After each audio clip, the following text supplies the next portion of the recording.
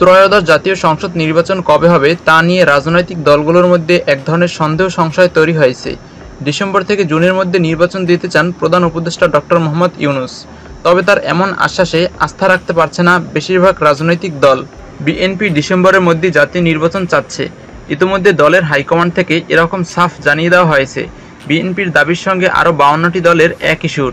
তবে জাপান সফররত প্রধান উপদেষ্টা এক বক্তব্যে বলেন, সব দল নয়, শুধু একটি রাজনৈতিক দলই চলতি বছরের ডিসেম্বরের মধ্যে নির্বাচন চায়। এদিকে এই প্রেক্ষাপটে নির্বাচনমুখী প্রায় সবকয়টি দলের দায়িত্বশীল সূত্রের সঙ্গে এই বিষয়ে বক্তব্য জানতে চাওয়া হয়।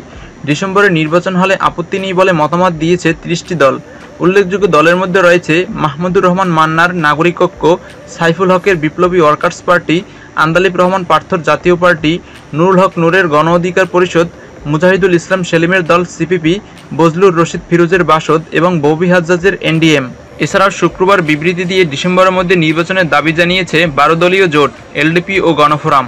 সব মিলিয়ে বিএনপি সহ 53টি দল ডিসেম্বরের মধ্যে নির্বাচনের পক্ষে অবস্থান নিয়েছে। তবে জামায়াত ইসলামী চায় রোজার আগে ফেব্রুয়ারিতে অথবা রোজার পর এপ্রিলে নির্বাচন।